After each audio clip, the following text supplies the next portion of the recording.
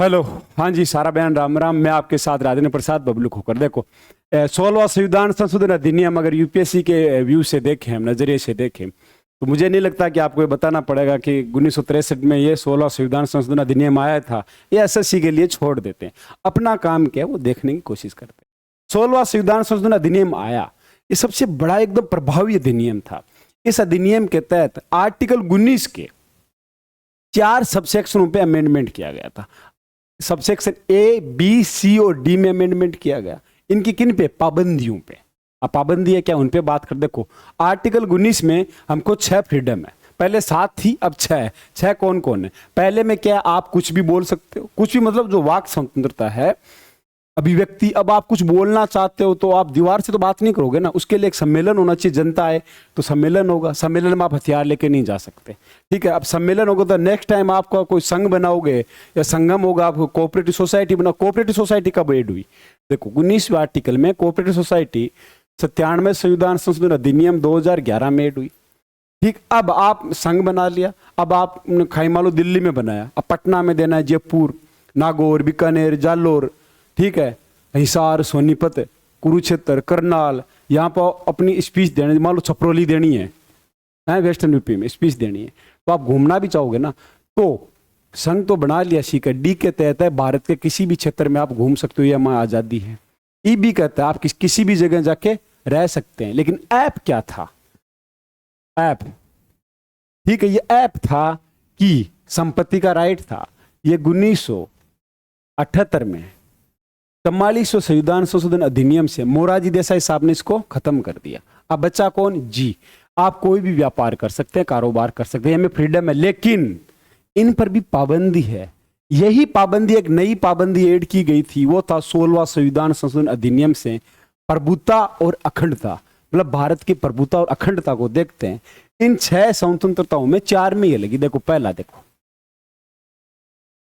हमें आर्टिकल 19 का section A, उसका सबसेक्शन ए, फर्स्ट का ए सबसेक्शन क्या कहता है? हमें फ्रीडम है बात बोलने की, अपनी अभिव्यक्ति, जो आप फील कर रहे हो बात, लेकिन उस पर प्रतिबंध है कि आप ये यहां आपका दायरा फिक्स है। हाँ, एक सभ्य समाज के लिए दायरा होना चाहिए, तो ये दायरा है। क्या दायरा है? वो कहां लिखा है? संविधान में, लो पब्लिकेशन पढ़ना, आर्टिकल 19 उसका सेक्शन 2 में लिखा है। क्या लिखा है? किसके लिए? आर्टिकल 19 के ए पे, जो सिर्फ वाक स्वतंत्रता और अभिव्यक्ति पे, फ्रीडम ऑफ स्पीच पे और एक्सप्रेशन पे जो रेस्ट्रिक्शन है, प्रतिबंध है, वो कौन कितने हैं? 8 है टोटल। पहला कौन? भारत की प्रभुता और अखंडता। आप ऐसी चीज नहीं बोलोगे जिसके हिंदुस्तान की प्रभुता और अखंडता पे इफेक्ट पड़े। तो ये कब जोड़ा गया? 16वां संविधान संशोधन अधिनियम 1963 में जोड़ा गया मेरे भाई। ठीक, अब दूसरा, राज्य की सुरक्षा। विदेशी, आप ऐसे देश की आलोचना नहीं कर सकते जो देश हमारा मित्र है, हमारे को मैत्रीपूर्ण संबंध हो, खराब ना होना चाहिए। पब्लिक लॉ एंड ऑर्डर खराब नहीं होना चाहिए। आप बोलो, आप अपने अभिव्यक्ति बोलो। शिष्टाचार और सदाचार भी रहना चाहिए, गाली गलौच नहीं होना चाहिए। न्यायालय की अवमानना नहीं होनी चाहिए, कोई न्यायालय के ऑर्डर के खिलाफ ज्यादा बदतमीजी नहीं होनी चाहिए। महान हानि, किसी भी व्यक्ति के ऊपर गलत नहीं बोल सकते, या अपराध इंसाइटमेंट, मतलब किसी को अपराध के लिए उत्तेजित नहीं कर सकते। तो ये 7 और 1 8 क्या है? हमारे ऊपर रेस्ट्रिक्शंस है। किस पे? आर्टिकल 19 के फर्स्ट के सबसेक्शन ए, जिसमें 6 है, उनमें से फर्स्ट स्वतंत्रता आपके ऊपर ये है। अब 16वें संविधान संशोधन से क्या जोड़ा गया? प्रभुता और अखंडता। अब आगे देखो, प्रभुता और अखंडता 16 संविधान संशोधन से एक में और जोड़ी गई। किस में जोड़ी गई? आर्टिकल 19 का बी। हम देखें आर्टिकल 19 का बी, उसमें क्या है? आप कहीं भी शांतिपूर्वक से रूप से निरायुध, मतलब बिना कोई हथियार के, बिना कोई झगड़े के सम्मेलन कर सकते हैं। लेकिन सम्मेलन पर भी 2 प्रकार की पाबंदियां। कितनी है? 2 पाबंदियां। आप भारत की प्रभुता और अखंडता को प्रभावित नहीं होना चाहिए, ऐसा सम्मेलन नहीं हो जिससे प्रभावित हो। यह कब जोड़ा गया? वापिस 1963, 16 संविधान संशोधन अधिनियम। दूसरा, लोक व्यवस्था कभी भी भंग नहीं होनी चाहिए। तो आर्टिकल 19 के बी पे कितने प्रतिबंध है? 2। ये किस में लिखा है? आर्टिकल 19 का सेक्शन 3। ठीक, अब आर्टिकल कौन से पाएंगे? सी पे। सी पे कितने प्रतिबंध है? 3। कितने? 3। इसमें कौन सा है? अखंड, प्रभुता और अखंडता। प्रभुता प्रभुता और अखंडता वापस किस में जोड़ा गया? 16वां संविधान संशोधन अधिनियम 1963 में। इसमें तीन कौन को? लोक व्यवस्था के साथ साथ सदाचार भी है। ध्यान रखना किस में है? आर्टिकल 19 का सेक्शन 4। ठीक, सेक्शन 4। अब डी में क्या है? डी और ई क्या कहता है कि आप भारत में कहीं भी घूम सकते हो, अपने विचारों का प्रचार करने कहीं भी निवास कर सकते हो। इस पर भी प्रतिबंध है। इस पे सिर्फ 2 प्रतिबंध है, प्रभुता और अखंडता नहीं। 19 के 5 में लिखा है कॉन्स्टिट्यूशन में, देखोगे आप कि साधारण जनता वहां की प्रभावित ना हो। ठीक, दूसरा जनजाति वाले एरिया में जैसे इनर लाइन परमिट वगैरह मिलता है नॉर्थ स्टेट्स में, किसी भी अनुसूचित जनजाति के हितों के संरक्षण में आप पे प्रतिबंध लगा सकते हैं, वरना नहीं लगेगा। अब आर्टिकल 1 और बचा, कौन सा? जी।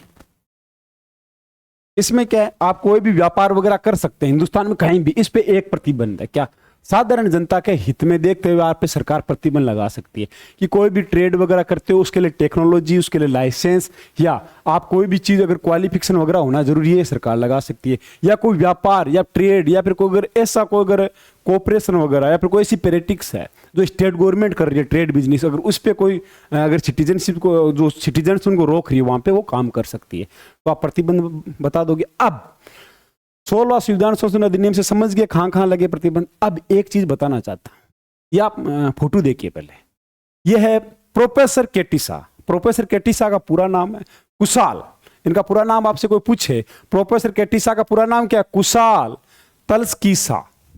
ये प्रोफेसर केटिसा है। केटिसा के बारे में 2 चीज याद रखना। प्रोफेसर केटिसा राजेंद्र प्रसाद के सामने फर्स्ट टाइम इलेक्शन लड़े थे। भारत के फर्स्ट टाइम राष्ट्रपति का इलेक्शन हुआ तो राजेंद्र प्रसाद थे एक तरफ, थे केटिसा। केटिसा संविधान संशोधन अधिनियम संविधान सभा के सदस्य थे। प्रोफेसर केटिसा जब इलेक्शन होता है प्रेसिडेंट का तो 15% वोट पाते हैं और इलेक्शन हार जाते हैं राजेंद्र प्रसाद के सामने। लेकिन धर्मनिरपेक्ष सेकुलर जो 42वां संविधान संशोधन अधिनियम 1976 में ऐड होता है, 2 बार ये लेके आते हैं संविधान सभा में। बाबा साहब भी धर्मनिरपेक्ष को ऐड नहीं करते हैं, खारिज कर देते हैं। धर्मनिरपेक्ष और समाजवादी, देखो आप इस चीज को देखना, अनुच्छेद लेके आते हैं मसौदा समिति के सामने, संविधान सभा के सामने भी धर्मनिरपेक्ष संविधान सभा भी ऐड नहीं कर रही थी। अब मैं यहाँ पे प्रोफेसर केटी साहब के बारे में क्यों बात कर रहा हूं? मैं बात इसलिए कर रहा हूं, प्रोफेसर केटी साहब ने आर्टिकल 19 के ऊपर जो इतने रेस्ट्रिक्शन लगा रखे हैं, प्रतिबंध लगा रखे हैं, जैसे आर्टिकल 19 का ए, उस पर 8 रेस्ट्रिक्शन है। उनके बारे में प्रोफेसर केटी साहब कहते हैं कि वास्तव में 19 आर्टिकल के द्वारा जो हमें आजादी या फ्रीडम्स दिखाई दे रही है, स्वतंत्रता है, वो इतनी संदेहपूर्ण है कि अगर उनको मैं खोजूं तो दूरबीन लगा के भी देखूं, अगर दूरबीन से भी खोजूं तो बड़ा मुश्किल है उनका कैसा प्रयोग करूं, कहां क्या बोलूं, कि इतने प्रतिबंध आपने रेस्ट्रिक्शन लगा दी। अब आगे पढ़ते हैं आर्टिकल 19। ठीक, आर्टिकल संविधान संशोधन अधिनियम 16 पे बात करते हैं। तो एक तो आर्टिकल 19 में अमेंडमेंट किया 16 से एक और अमेंडमेंट हुआ संविधान में। क्या अमेंडमेंट हुआ? अब देखो, अपने संविधान में 12 अनुसूची है। कितनी अनुसूची है भाई? 12 अनुसूचियों में से अनुसूची है 3, अनुसूची नंबर 3 नंबर अनुसूची। 3 नंबर अनुसूची में क्या है? उसमें दिलाई जाती है शपथ। ठीक, किन किन को शपथ दिलाई जाती है? देखो आर्टिकल 75 75 4 में कौन आता है? ठीक, आपको ये याद होना चाहिए। 99 में कौन आता है? पहले ये बताओ। 75 4 में कौन आता है? मंत्री। संघ सरकार के, सेंट्रल गवर्नमेंट के मंत्री होंगे, उनकी शपथ कहां है? आर्टिकल 75 4 के तहत कौन सी अनुसूची में? तीसरी में। तीसरी अनुसूची में 4 शपथ है। कितनी शपथ है? 4। केंद्र के मंत्रियों कौन कौन से 4? पहले जब वो इलेक्शन लड़ेगा, मतलब जीता नहीं, इलेक्शन के लिए फार्म भर रहा है नॉमिनेशन, उस समय उसे शपथ लेनी होगी। उस शपथ में प्रभुता और अखंडता दी हुई है। और वो कब जोड़ी गई थी? 16वां संविधान संशोधन अधिनियम 1963 में। 4 है। पहला, चुनाव लड़ते समय डीएम के सामने आप जाके फार्म वार्म भरता है। दूसरी, अगर वो चुनाव जीत गया तो सदन का मेंबर बनता है, तब शपथ लेगा। तीसरी शपथ, अगर उसे मंत्री बनाया जाता तो मंत्री पद की शपथ लेगा, तीसरी शपथ। चौथी शपथ होगी गोपनीयता। ये ऐसी कोई भी चीज वो बाहर नहीं कहेगा जो भारत सरकार की गोपनीय दस्तावेजों में आते, तो 4 शपथ लेगा। इन शपथ में एक चीज जोड़ी गई 16 संविधान संशोधन अधिनियम, चारों शपथ में प्रभुता और अखंडता, ये चीज याद रखना। अब एक जो आर्टिकल 99 किसका है? सदस्य चुनाव लड़े, वो सदन का सदस्य होता है तब। और 75 4 किसका है? गोपनीयता और मंत्री पद की शपथ का। अब एक और आर्टिकल 124 और आर्टिकल 148। 124 का सेक्शन 6, उसमें सुप्रीम कोर्ट का जज अगर शपथ लेगा तो वह अनुसूची किसमें, तीसरी अनुसूची में वर्णित है। सुप्रीम कोर्ट का जज और सीएजी 148, इन दोनों की शपथ एक जैसी है, दोनों को प्रभुता और अखंडता की शपथ लेनी पड़ेगी। ये 16वां संविधान संशोधन अधिनियम से ये ऐड किया गया, ठीक है, इनकी शपथ में।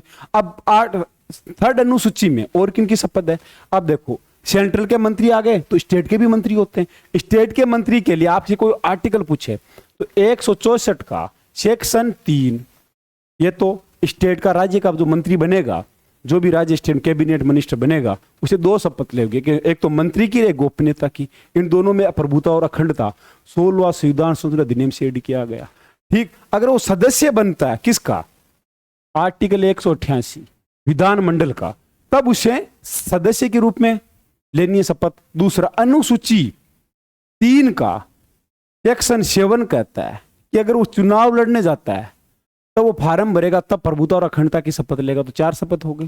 और एक आर्टिकल 219, ये किसकी शपथ है, हाई कोर्ट के जज की, ठीक है, प्रभुता और अखंडता की वो शपथ लेगा।